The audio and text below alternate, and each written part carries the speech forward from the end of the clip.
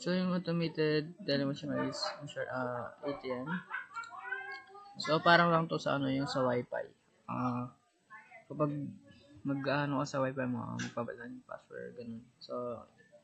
So yung username is either lalagay mo is user or admin.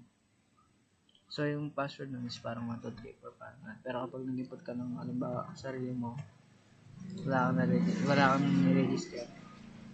1, 2, 3, 4. Parang hindi siya gagano. Yan, invalid na siya.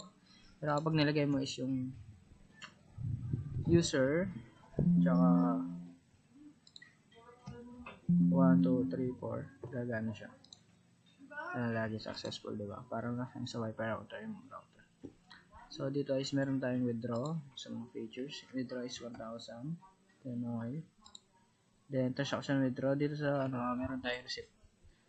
Transaction withdrawal ng amount is 1,000. Amount of USD 7.86.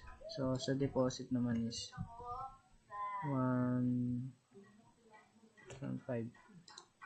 Then, transaction deposit amount PHP 1,000. Siyempre, PHP mga USD $7.95 na. Nasa request lang. Pwede din palang mag-loan dito sa ATM natin. So, pag mag-loan ka lang 1,000.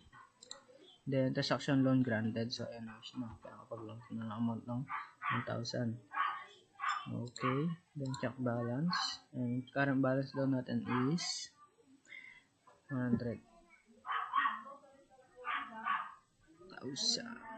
Loan balance. So, yung loan balance natin, dito makikita mo yung balance inquiry. Loan balance is 1,000. So, yun lang. Meron tayo 1,000, diba? So, yun lang natin. Makikita sa ATM dashboard natin. So, yun lang mga features na yun lang. Yun lang.